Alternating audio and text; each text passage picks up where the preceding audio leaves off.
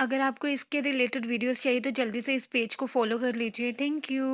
Hello everyone. So आज हम theory of the moral development करेंगे। सीटेड पर्पस के लिए हमने ये वीडियो बनाया। हम ट्राई करेंगे आपको सारे टॉपिक्स पर एक शॉर्ट वीडियो दे दे ताकि आपके सारे टॉपिक फटाफट से कंप्लीट हो सके, कवर हो सके। तो चलिए स्टार्ट करते हैं theory of the moral development के बारे में।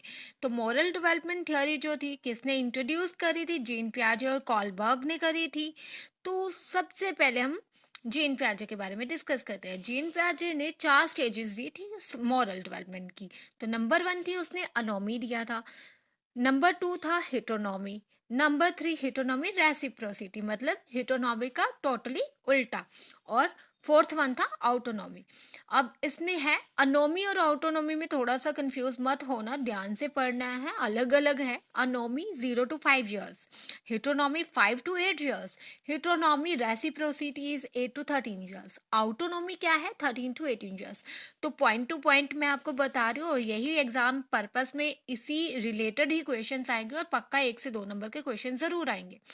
तो उसके बाद आपने करना है behaviour of child divided into 3 categories. अब बच्चे का बिहेवियर भी 3 कैटेगरीज में डिवाइड किया गया है। इसमें जीन पियाजे ने डिस्कस किया है मॉरल डेवलपमेंट थ्योरी में। तो उसने बोला है बच्चा मॉरल होता है, इमोरल होता है, नॉन मॉरल होता है। तो मॉरल में क्या होता है? पूरा मतलब जैसे कि पूरे मोरालिटी के साथ, जैसे मॉरल्स रूल्स के साथ बच्चा काम करता है। रूल्स बना रखे, पहले ही सेट कर रखे। पुराने टाइम में क्या होता था कि लड़कियों के ये काम है, लड़कों के ये काम है, टोटली सेट करके रखा हुआ था। तो उनके माइंड में वही चीज चलती थी कि ये हमारा काम है, ये लड़कों का काम है, ये लड़कियों का काम है। तो दैट इज द मॉरल। तो इस तरह से बच्चों के बिहेवियर को कैटेगरीज में डिवाइड किया। 3 कैटेगरीज थी, मॉरल, इमोरल, जिसमें बच्चा रूल्स ब्रेक करता है, फॉर एग्जाम्पल ट्रैफिक का रूल ब्रेक कर लेता है।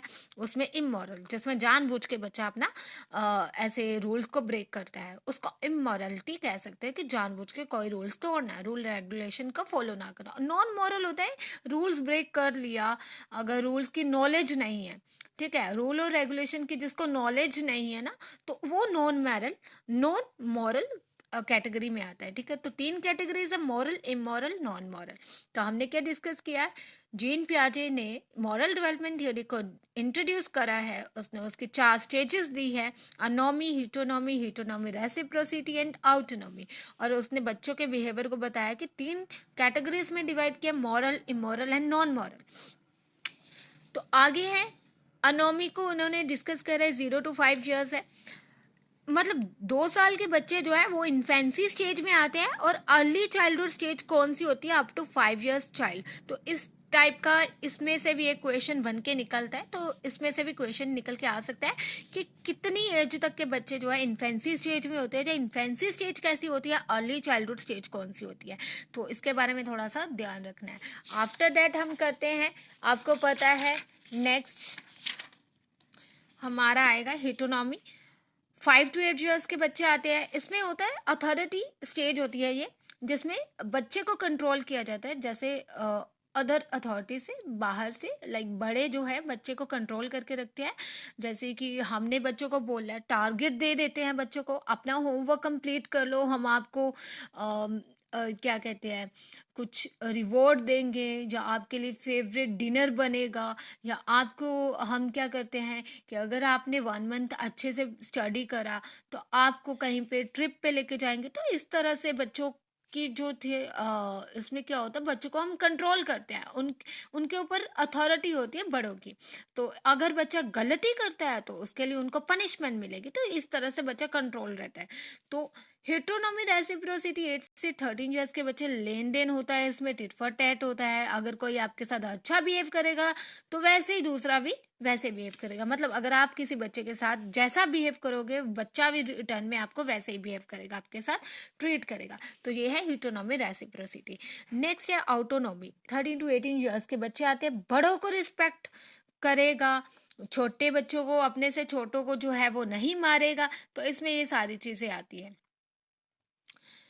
तो ये ऑटोनॉमी स्टेज हुई, जो सबसे ज्यादा प्रॉपर आइडल बच्चा, आइडल पर्सनालिटी होती है विद मॉरल्स। तो प्याजे ने 4 स्टेजेस बताई। अब 4 टर्म्स के बारे में बात करा। ईगो सेंट्रिसिटी होती है बच्चों के अंदर, जो 6 साल तक रहती है। बच्चे अपनी मर्जी का काम करते हैं 6 साल तक।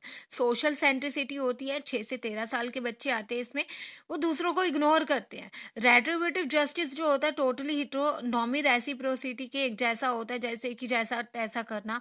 अगर कोई उसके साथ अच्छा बिहेव कर रहा है तो वो भी वैसा बिहेव करे, तो ये वाली स्टेजेस आती है। और सोशल जस्टिस होता है अपनी जो भी है, अपने आप को कंपेयर करते हैं, लाइक, है ना, किसी के साथ, दूसरों के साथ। तो आफ्टर दैट क्या होता है, नेक्स्ट है बहुत ही इम्पोर्टेंट लाइन है, बार बार कई बार हम पढ़ने में हम देखते हैं तो बार बार ये लाइन आती है, रिपीट होती है, इवन कि क्वेश्चन में भी पूछी जाती है। Morality can be taught, sorry, caught but not taught.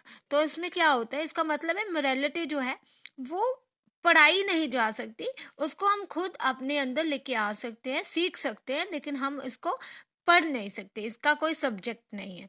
Implications क्या है, रिवॉर्ड्स और पनिशमेंट देना, training of the instinct of the emotions, अपने इमोशंस को कंट्रोल करने की हमें ट्रेनिंग देनी चाहिए, तो बच्चे अपने इमोशंस पर कंट्रोल कर सकते हैं।